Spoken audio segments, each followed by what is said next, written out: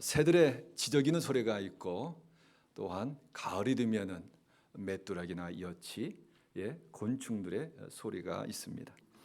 아이들의 떠들고 웃는 생명의 소리도 있고, 차들의 경적과 또한 기계들의 엔진 소리도 있습니다. 문명의 소리죠.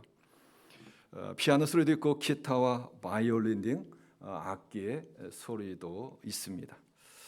이처럼 세상에는 자연과 생명, 문명, 그리고 다양한 악기의 소리들이 끊임없이 들립니다. 한 시인은 말이 없는 꽃에서조차도 소리가 있음을 노래합니다. 정연복 시인인데요, 꽃소리라고 하는 시입니다. 꽃은 말 없다. 아무 소리도 내지 않는다. 피어나서 질 때까지 단 한마디 말도 하지 않는다. 기쁨의 소리를 내지도 않고 슬픔과 고통의 소리도 내지 않는다. 하지만 꽃 앞에서 마음의 귀를 기울이면 무언가 꽃의 소리가 들린다. 들을 귀 있는 자에게만 가만가만 들려오는 말 없는 말, 꽃소리. 이 세상 누구나 다 소리가 있는 정말 시인 같습니다. 꽃에도 소리가 있다. 아마 시인들만 들어볼 수 있는 노래인 것 같습니다. 작가 이기주 씨는 언어의 온도라고 하는 책에서 사람의 말에도 온도가 있음을 말합니다. 차가운 언어가 있고 따뜻한 언어가 있고, 그리고 용광로와 같이 뜨거운 언어도 있다고 하는 것이죠. 누군가의 용기와 위로를 주며 새 힘을 주는 말은 따뜻한 온기의 언어가 될 것입니다. 낭만케 하고 실망케 하며 하고자 하는 열망까지 빼앗아가는 언어는 차가운 냉랭한 언어일 것입니다. 마음의 분노를 일으키거나 아니면 반대로 열정을 타오르게 하는 그러한 언어는 용광로와 같은 뜨거운 언어가 될 것입니다. 여러분은 여러 평소의 삶 가운데 어떠한 언어를 사용하고 있습니까? 오늘의 말씀은 우리에게서 들려야 할 소리, 우리의 입에서 나가야 할 소리에 대해서 이야기하고 있습니다. 오늘 본문인 느헤미야 12장은 성벽을 건축한 후에 성벽 봉헌식과 함께 기쁨의 예배를 드리는 한 장면입니다. 사실 성벽 봉헌식은 느헤미야 7장에서 마쳐졌기 때문에 아마 그곳에서 바로 이어서 나와야 했습니다. 그러나 성 안에 살면서 성전과 성읍을 지킬 만한 사람들이 적은 상황이었습니다. 그래서 성벽 봉헌식이 지체되었습니다. 지난 주일 말씀을 통해 살펴본 것처럼 지도자들이 본을 보면서 우리가 성 안에서 들어와 살겠습니다. 제비 뽑아서 10분의 1 제비 뽑힌 사람들이 우리가 순종하고 성 안에 살겠습니다. 그리고 자원하는 사람들이 그 안으로 들어왔습니다. 이제는 예루살렘을 방비할 최소한 사람들이 다 모여진 것입니다. 드디어 느헤미야는 백성들에게 이야기합니다. 우리 하나님 앞에 성벽 봉헌식을 드립시다. 그리고 백성들이 함께 모여왔습니다. 성벽 봉헌식을 행함에 있어서 오늘 말씀을 읽은 것처럼 먼저 느헤미야는 악기를 연주하는 사람들, 찬양하는 사람들을 오게 합니다. 그리고 제사장들과 레위 사람들, 찬양하는 사람들에게 먼저 몸을 정결하게 하고 이제 성벽을 봉헌하기 때문에 성문과 성벽도 정결 예식을 행합니다. 그리고 독특한 하나의 행사를 여는데 그 모인 특별히 찬양하는 사람들을 성벽 위로 올라가게 합니다. 한쪽은 에스라의 인도를 따라서 오른쪽으로 돌게 합니다. 한쪽은 느헤미야가 인도하면서 왼쪽으로 돕니다. 그러면서 같이 삥 돌면서 한 곳에 모여서 성전으로 들어갑니다. 그리고 성전에서 하나님 앞에 봉헌의 예배를 드리고 있다고 하는 것이죠. 왜 느헤미야는 이 독특한 행사를 했을까라고 하는 의문이 듭니다. 바로 성전에 모여서 봉헌식을 드리는데 굳이 찬양하는 사람들 성벽 위로 올라가게 해서 한 바퀴를 돌면서 하나님 앞에 예배 드리겠다고 하는 것이죠. 여기에 대한 답은 느헤미야 4장 3절을 통해서 힌트를 얻을 수가 있습니다. 느헤미야 4장에 보면은 이스라엘 백성들이 느헤미야를 중심으로 성벽을 쌓을 때에 산발랏이나 게손 또한 도비아 등이 반대하면서 여러 가지 조롱 섞일 만한, 특별히 느헤미야 4장 3절에 보면 도비아가 이렇게 말합니다. 그가 말하기를 너희들이 건축하는 성벽은 여우가 올라가도록 넘어질 것이다. 조롱하는 거예요. 야, 너희들이 지금 성벽을 짓고 있느냐?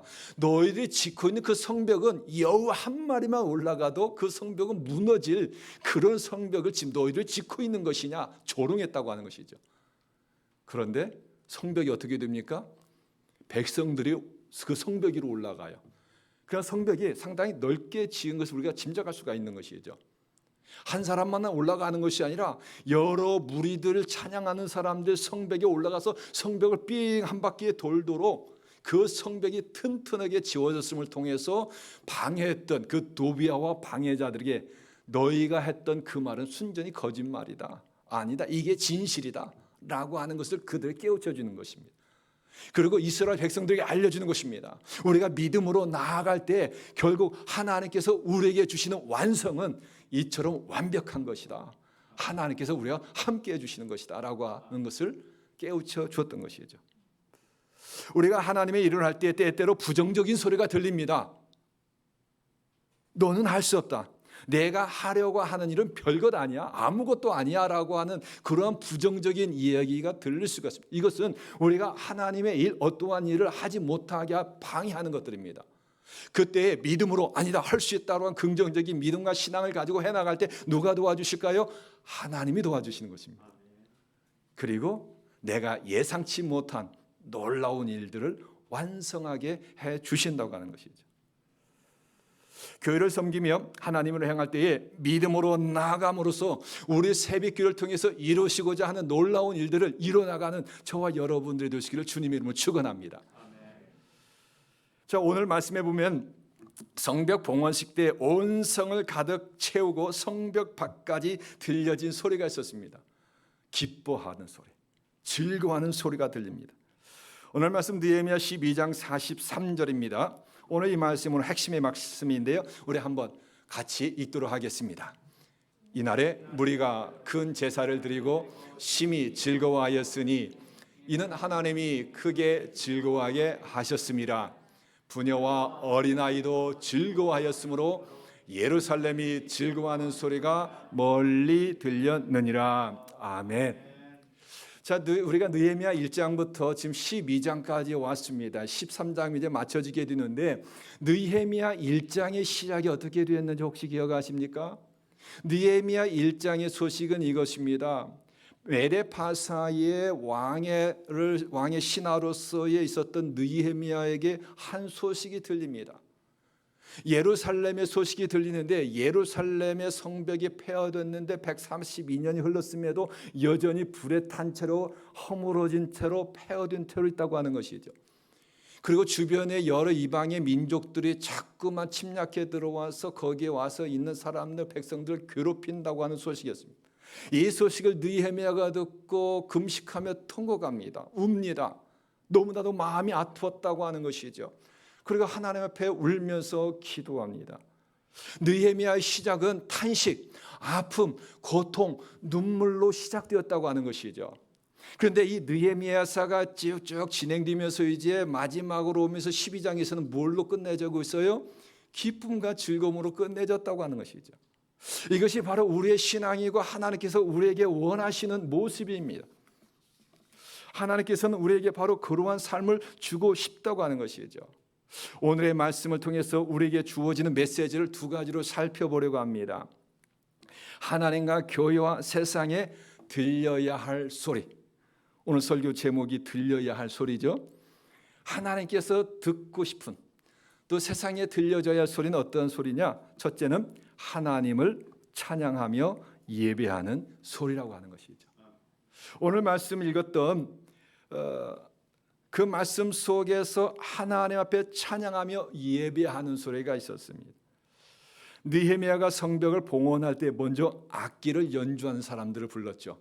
재금, 비파와 수금, 그리고 노래하는 사람들을, 찬양하는 사람들을 모이게 하였습니다. 악기를 연주하고요, 찬양하는 사람들이 찬양을 하겠다고 하는 것이죠. 성벽의 두 무리로 오르게 할 때에도 이 찬양하는 사람들을 오르게 하였습니다. 성경에는 정확히 기록되어 있지 않아요. 그런데 짐작해 봅니다.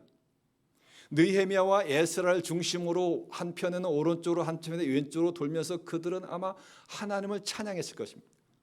그럴 때 그 찬양의 소리가, 자, 성벽에서 올라가서 찬양합니다. 그러면 그 찬양이 어디에 울려 퍼질까요? 성 안으로도 들리고요, 성 바깥으로 들리는 거예요.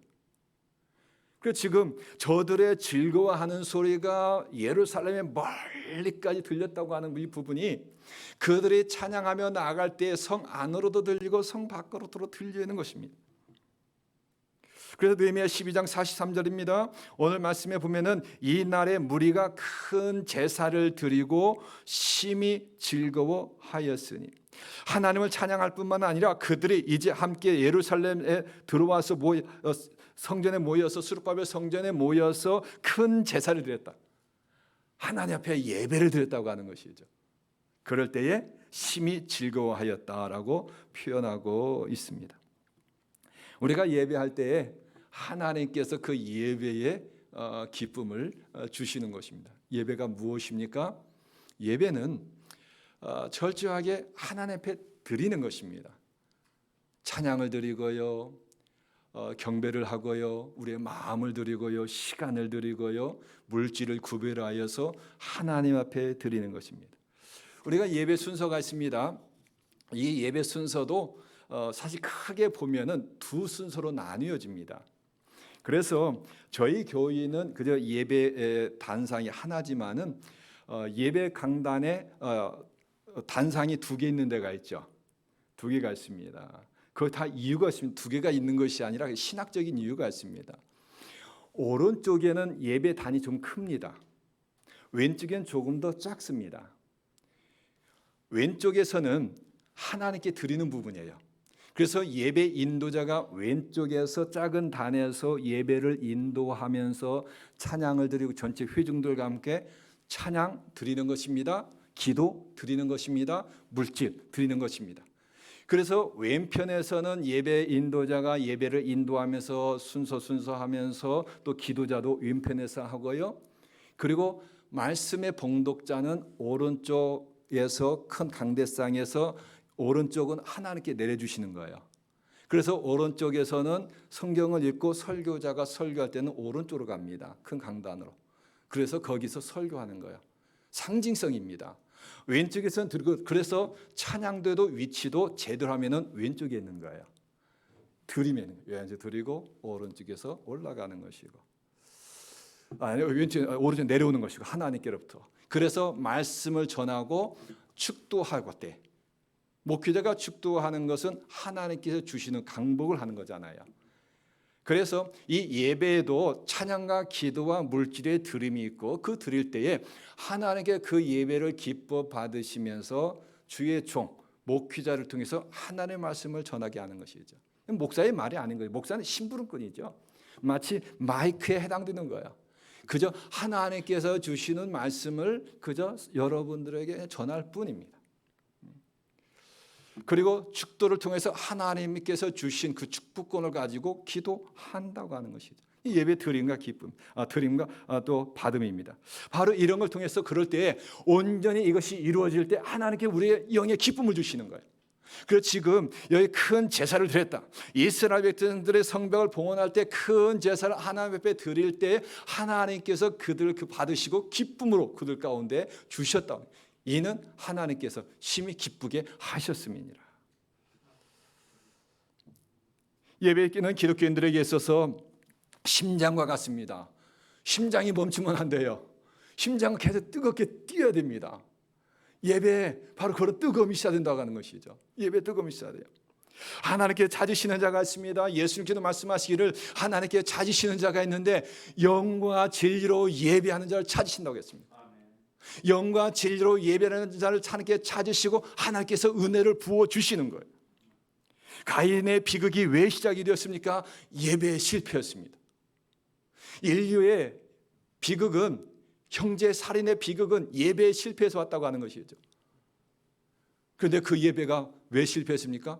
가인이 제대로 드리지 못한 거예요.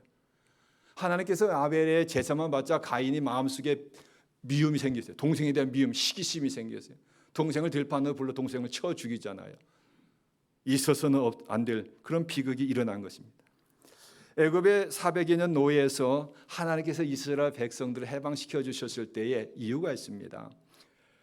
아브라함에게 약속해 주신 그 언약도 지켜주시는 것이고요, 하나님께 사랑하시기 때문에 해방을 주시는 것도 있는데 하나님께서 원하신 것이 있어요. 모세를 통하여서 애굽의 바로 왕에게 이렇게 그 목적을 이야기합니다. 내 백성을 내보내라. 내가, 하나님께서 주시는 말씀이에요. 내가 저들을 통해서 광야 3일길에서 내가 저들을 통해서 절기를 받으리라. 예배를 말하는 거예요. 제사를 말하는 거예요. 내가 400여 년 동안, 하나님께서 400여 년 동안 이스라엘 백성들을 통해서 예배를 받지 못하셨는데 이제 저들에게 해방을 주어서 저들을 통해서 내가 예배를 기뻐 받으시겠다는 거예요. 하나님께서 예배를 원하시는 거예요. 그래서 시내산에서 모세를 부르시는 하나님께서 40일 동안 모세에게 가장 많이 주셨던 말씀이 뭐예요? 성막을 만드는 거였습니다. 오늘날 교회를 만드는 설계도 했다고 한 것이죠. 그리고 어떻게 예배 드릴 것인가, 예배 드리는 방법에 대해서 말씀해 주셨어요. 이처럼 예배는 하나님께서 기뻐 받으시며 하나님께서 원하시는 것입니다. 지금 이스라엘 백성들의 기쁨 가운데 있을 수 있었던 것은 그들 가운데 지금 예배가 회복되는 것입니다. 하나님 앞에 그 무리가 큰 제사를 드리고 심히 즐거워하였다. 수고의 땀을 흘렸습니다. 성벽을 짓느라고 수고의 땀을 흘렸어요. 그들이 함께 모여서 찬양과 기도를 하고 예배를 드립니다. 그때에 하나님께서 주시는 큰 기쁨과 즐거움이 있었다고 하는 것이죠. 에이든 트조 목사님은 이것이 예배이다라고 하는 책에서 예배를 그렇게 말했습니다. 예배는 그 어떤 것보다도 가장 귀중한 보석이다. 그런데 오늘날, 사실 그분이 63년도에 돌아가셨거든요. 1800년대 말에서 1900년 중반까지 사셨던 분인데 그때 시대를 두고 이야기하는 겁니다. 잃어버린 보석이 되었다. 이미 그때도 예배를 잃어버린 보석이 되었다 할 정도로 예배에 대해서 안타까워하면서 이야기했습니다. 그러면서 교회가 온갖 장식품으로 화려하게 빛나지만 정작 빛나야 할 보석인 예배는 실종되었다라고 경종을 울렸습니다. 교회에 여러 프로그램이 있고 친교가 있고 봉사가 있고 뭐 많은 것은 있는데 진정한 예배가 죽어가고 있는 잃어버린 보석의 예배에 대해서 이야기했다고 하는 것이죠. 그럼 이렇게 말합니다. 나는 왜 태어났는가? 무엇을 위해 여기에 있는가? 하나님은 왜 나를 만드셨나? 이 질문의 대답은 한 가지다. 하나님께서 예배를 받기 위해서다. 예배는 내가 이 세상에 존재하는 이유다 라고 이야기했습니다. 참된 기쁨과 즐거움을 찾고 싶습니까? 그렇다면 오늘의 말씀을 통하여 하나님께서 우리에게 주시는 메시지입니다. 예배를 통하여 기쁨을 회복하라입니다. 내가 하나님 앞에 기쁨으로 예배 드릴 때, 진정으로 예배자로 나갈 때에 하나님께서 그 예배를 통하여 영광 받으실 뿐만 아니라 하나님께 그 예배를 받으신 데 그치는 것이 우리에게 또 기쁨으로 은혜로 함께 주신다고 하는 것이죠. 우리가 일주일 동안 살아갈 수 있는 힘을 주일에 얻고 가야 돼요. 세상 얼마나 살기 힘들어요. 그러잖아요. 이민자로 살아가는 것이 너무 힘들어요. 팬데믹 기간도 힘들었고요. 이제 팬데믹이 끝나가는 이때에 미국의 인플레이션으로 경제적으로 가계에 대한 부담이 많이 있잖아요. 경제적인 부담이 많이 있잖아요. 자꾸만 위축이 되잖아요. 그리고 오랜 시간 지나가다 보니까 자꾸만 우리의 마음에 여유가 사라져요. 작은 일에 화도 나고요. 막 우울해지기도 하고요. 여러분 그렇지 않은가요? 그렇지 않아요. 예전 같으면 농담으로 받아들일 수 있는 그런 말인데 농담이 안 돼요. 농담을 그 사람 나에게 쪼크를 했는데 난 그 화가 되는 거예요. 막 분노가 생기는 거예요. 여유가 사라졌다고 하는 것이죠. 내 안에 찬양의 소리, 기도의 소리, 우리 교회 안에 찬양과 기도, 예배의 소리가 울려 퍼져 나갈 때 그 소리를 하나님께 기뻐하시고 또 그 소리 가운데 우리에게 기쁨을 주신다고 하는 것이죠. 우리의 교회 가운데 찬양, 기도, 예배의 소리가 더욱 울려 퍼지길 주님의 이름으로 축원드립니다. 이제 두 번째입니다. 하나님께 들려야 할 소리, 세상에 들려져야 할 소리입니다. 기쁨과 즐거움의 소리라고 하는 것이죠. 창세기 1장에 세상을 창조하신 하나님께서 동산을 하나 지으시고 동산 안에 아담과 하와에게 살면서 동산의 이름을 하나님께 지어주시죠. 에덴이죠. 에덴의 뜻이 혹시 무엇인지 기억하십니까? 제가 설교할 때에 여러 차례 이름의 뜻을 이야기했어요. 에덴. 기억 못 하시는 건가요? 안 하시는 건가요? 그런데 여러분 좀 잊어줘야 목사도 설교하고 하죠. 제가 했던 설교 다 기억해 보십시오. 어느 날 언제 이 말씀하셨네. 또 하시네. 어느 날 이 예화 했네. 또 예화. 벌써 저 예화 내가 세 번째 듣는다. 네 번째 듣는다. 자주 잊어주십시오. 에덴의 뜻은 기쁨의 뜻입니다. 하나님께서 첫 인류를 만드시고 그들에게 살게 한 동산의 이름을 에덴이라고 하는 것은 하나님께서 우리에게 주시고자 하는 것은 기쁨이라는 거예요. 웃음이라고 하는 거예요. 즐거움이라고 하는 거예요. 그래서 우리 아기들이 보면은 아기들 태어났을 때 응애하고 태어나지만은 아기들 얼마나 많이 웃습니까? 그러잖아요.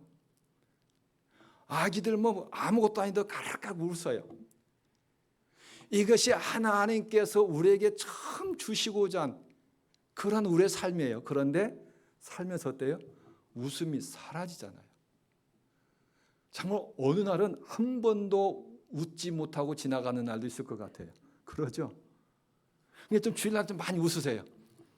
특별히 우리 교인들 중에서 잘 웃는 분들 있죠. 또 재밌게 하는 분 있잖아요. 그분들의 숙제가 있어요. 하나님께 주시는 그것도 은사예요. 자꾸 교회 다른 분들에게 좀 많이 웃어주십시오. 그러면은 그분들이 이렇게 그분 때문에 더 웃게 되는 거예요. 하나님께서 우리에게 주시고자 하는 그 기쁨의 웃음소리라고 하는 것이죠. 그래서 성령의 9가지 열매 중에 하나도 뭡니까? 사랑과 희락과 기쁨이죠. 희락, 기쁨이라는 거예요. 데살로니가서 5장 16절에서 18절 우리가 잘 암송하는 말씀입니다. 항상 기뻐하라, 쉬지 말고 기도하라, 범사에 감사하라. 이는 그리스도 예수 안에서 너희를 향하신 누구의 뜻이라? 하나님의 뜻이라. 하나님의 뜻이 있대요. 하나님께서 원하시는 게 있대요. 하나님께 주시고자 하는 게 있대요. 항상 기뻐하라. 기뻐하라. 하나님께서 원하시는 것이 바로 우리에게 기쁨, 웃음이라고 하는 것이죠. 그리고 하나님께서 듣고 싶은 것이 우리의 웃음입니다. 우리의 기쁨의 웃음이에요. 하나님께 결코 들려지지 않아야 할 소리가 있습니다. 원망과 불평의 소리, 의심과 불신의 소리입니다. 하나님께 매우 노여하시며 심판의 말씀을 주신 때가 있죠. 가나안 땅을 정탐한 12명이 돌아와서 10명이 복을 하는데 부정적인 복을 하죠. 우리는 저 가나안 땅에 들어가면 우리는 다 죽고 말 것이다. 그들은 거인들이다. 이 말을 들은 백성들이 밤새도록 울부짖으며 하나님께 원망불평하죠.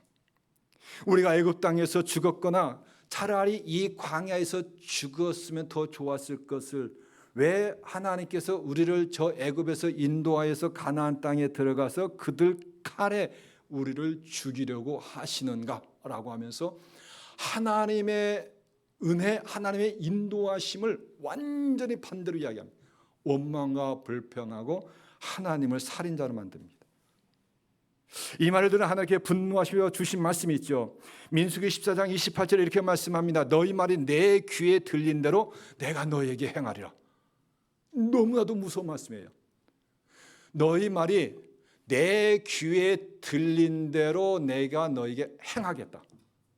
하나님께 들려야 할 소리가 원망과 불평의 소리 들렸을 때 그 원망과 불평의 소리 그대로 우리에게 돌려주시겠다는 거예요. 너무나도 무서운 말이라고 하는 것이죠. 그리고 20세 모든 성인들은 다 광야에서 죽게 하십니다. 그리고 오직 두 사람 여호수아와 갈렙 믿음의 보고를 하였던 하나님 말씀 믿고 나가자. 그들은 우리의 밥이다 라고 이야기했던 여호수아와 갈렙만이 하나님께서 인정해 주시고 그들을 가나안 땅에 들어가게 하십니다. 때로는 막 나에게 막 화가 나고 원망 불평 막 말하고 싶을 때 있잖아요. 막 화나는 말. 그때는 오히려 침묵이 훨씬 낫습니다.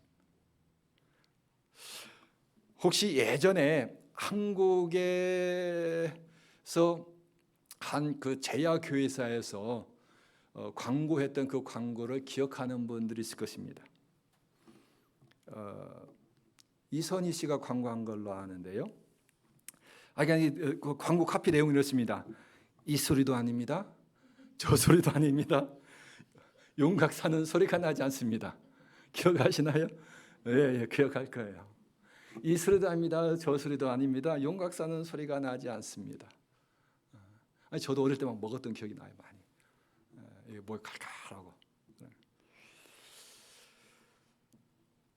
소리가 나지 않는 침묵이 때더라 훨씬 나을 때가 있다고 하는 것이죠.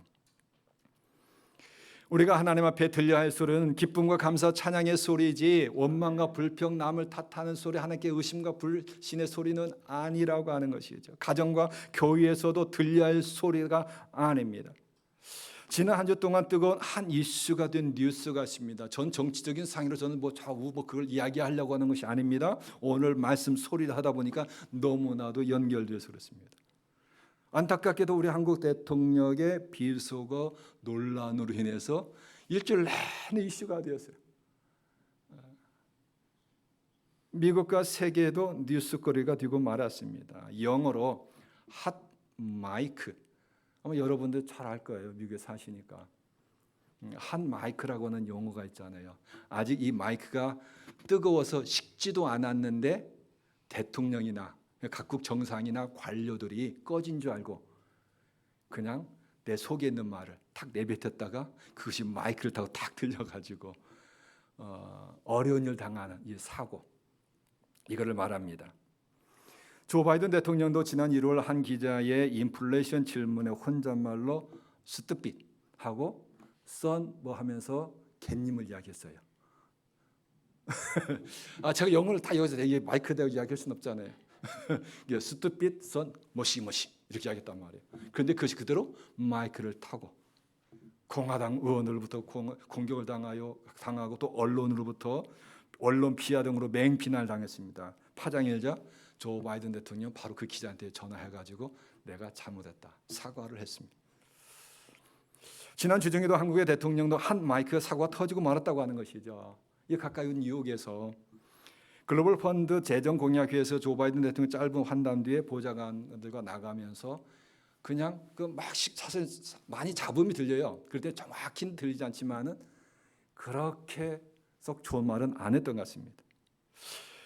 내뱉은 말 한마디가 그대로 노출되면서 비속어 논란에 빠지고 말았다고 하는 것이죠. 미 의회와 바이든을 향한 말이다, 아니다, 한국 국회 야당을 한 말이다, 이건 가짜 뉴스다, 여러 가지 막 다투고 있어요. 이처럼 우리가 말 한마디 한마디가 어떻게 들려져야 하느냐에 따라서 큰 이슈가 될 수 있다고 하는 것이죠. 누군가의 생명을 살릴 수도 있고 누군가의 열정을 빼앗아가고 누군가를 절망으로 빠뜨릴 수도 있다고 하는 것이죠. 낱말은 새가 듣고 반말은 쥐가 듣는다는 이 속담처럼 그만큼 우리가 말을 조심해야 된다고 하는 것이죠. 사실 이 목회자가 항상 설교를 하고 또 성경 공부를 가르치고 이야기할 때가 많이 있기 때문에 참 조심스럽습니다. 제 자신도요. 우리에게서 들려줘야 할 말, 아름다운 말이라고 하는 것이죠. 그래서 이런 3, 4 한 말을 말하기 전 한 3번 정도 생각하고 말해라라고 하는 이런 말도 있죠. 잠언 16장 24절에 선한 말은 꿀송이 같아서 마음에 달고 뼈에 양약이 된다라고 했습니다. 선한 말, 꿀송이 같다. 우리가 말을 할 때도 다른 사람들에게 듣기 좋은 말을 하고 웃음을 줄 수 있는 그런 말을 해야 된다고 하는 것이죠. 자, 오랜만에 만났습니다. 어느 사람이 오랜만에 아는 선배에게 이렇게 말했습니다. 어우, 선배님, 오랜만입니다. 얼굴이 참 보기가 좋습니다라고 아주 기분 좋게 인사를 했어요. 그런데 그 선배가 이렇게 말합니다. 정말 오랜만이다. 그런데 너는 좀 요즘 고생 좀 했나 보다. 어떻게 나보다 형님처럼 보인다? 그건 제가 조금 부드럽게 말한 것이고요. 바싹 늙었네. 이렇게 말. 자, 기분 좋게 이야기했다가 딱 1분도 아니에요. 몇 초 만에 완전 기분 다 상해버린 것이죠. 그래서 여러분들이 교회에서 우리가 오랜만에 누가 나왔어요. 그때 반갑다고 그때도 말 잘해야 돼요. 그렇잖아요. 반갑다고 어서 오라고. 오늘 교회가 더 밝아지는 것 같다고. 이러면 좋잖아요. 오랜만이야. 어쩐 일이야? 그러면 그렇잖아요. 누군가 멋진 옷을 입었습니다. 그랬을 때도 옷이 멋진데요. 저는 보통 이렇게 말합니다. 옷이 주인을 잘 만났군요. 옷이 주인을 잘 만났군요. 자, 그런데 그거 얼마짜리야? 물어볼 수 있죠. 얼마짜리 물어볼 수 있죠. 지난 한 주 전입니다. 토요일 날 말씀을 준비하고 제가 완전히 마무리를 못하고 이제 집에 들어갔습니다. 근데 마침 아내가 청소기를 가지고 막 청소를 하고 있다고요. 그때 제가 뭐라고 이야기했을까요? 여러분 같은 뭐라고 이야기했어요? 목사인 저는 뭐라고 이야기했을 것 같아요? 내게 줘. 내가 청소할게. 이렇게 이야기했을 것 같죠? 아니요. 제가 탁 첫 마디가 좀 이따 올걸. 좀 이따 올걸. 자, 그 말을 듣는 순간 아내의 안색이 어떻게 됐을까요? 여러분의 상상에 맡기겠습니다. 물론 제가 그렇게 나온 건 이유는 있어요. 제가 말씀을 준비하다가 말씀의 결론이 안 맺어졌기 때문에 집에 빨리 가서 말씀의 결론을 맺어야지. 그런데 보니까 청소를 들고 청소하고 있단 말이에요. 제 순간적으로 설교 준비 못하겠네? 이러니까 제 속으로 그 생각을 하면서 순간적으로 좀 있다가 올걸. 그런데 듣는 입장에서는 청소기를 봤으면 내가 청소해 줄게 이렇게 이야기해야지. 좀 이따 올걸? 그러면서 이 청소기 돌린 적이 언제냐고. 이게 좋게 나갈 리가 없는 거죠. 그러니까 우리가 말 한마디를 만약 그때가 두세 번 생각했으면 절대 그렇게 이야기하지 않았겠죠. 그런데 탁 나도 모르게 무의식적으로 나가는 그 말이 서로 기분 나쁘게 할 수가 있다고 하는 것이죠. 자, 이제 말씀의 결론을 맺겠습니다. 하나님과 교회, 우리 가정에서 들려져야 할 말입니다. 하나님께 찬양하고 기도하며 말씀이 선포되어지는 예배설입니다. 바로 우리 새벽교회에 이러한 예배설의 찬양의 설의 기대 소리가 울려 퍼지기를 진심으로 바랍니다. 그리고 우리의 삶 가운데 울려 퍼져야 될 말, 우리 가정에서 나에게서 우리 여기 안에서 바깥으로 나가져야 할 말, 기쁨과 즐거움의 소리입니다. 그 기쁨과 즐거움의 웃음소리는 어떻게 나갈 수가 있을까요? 우리의 언어가 따뜻한 언어가 되어야 된다고 하는 것입니다. 감사합니다. 고맙습니다. 수고했습니다. 미안합니다. 잘 될 것입니다. 오늘 너무 멋진데요? 아름답습니다. 이러한 말을 할 때 그 말소리가 들려질 때에 상대방에게 기쁨과 즐거움의 웃음을 주게 한다고 하는 것이죠. 오늘 예배 마치고 나서 친교 시간에 많이 웃음소리가 있으면 좋겠습니다. 우리 아이들이 우리 어른들 때문에 좀 웃었으면 좋겠어요. 어른들 칭찬해주고 또닥또닥도 해주고 어린아이들 같으면 안아줄 수도 있고요. 우리 중고 영어권 대학생 청년들에게도 한마디라도 야, 잘 지냈냐. 가정과 교회 웃음이 넘치는 우리 새빛교회. 오늘 마지막 말씀 43절도 같이 다시 한번 읽고 예배 설교 마치겠습니다. 같이 우리 읽겠습니다. 이날에 무리가 큰 제사를 드리고 심히 즐거워하였으니 이는 하나님이 크게 즐거워하게 하셨습니다. 부녀와 어린아이도 즐거워하였으므로 예루살렘이 즐거워하는 소리가 멀리 들렸느니라. 아멘. 부녀와 어린아이도 즐거워하였으므로, 우리의 아이들도 즐거워하였으므로, 우리 세비씨, 유저지가 즐거워하는 소리가 멀리 들렸느니라. 기도하겠습니다. 하나님 아버지, 참 감사합니다.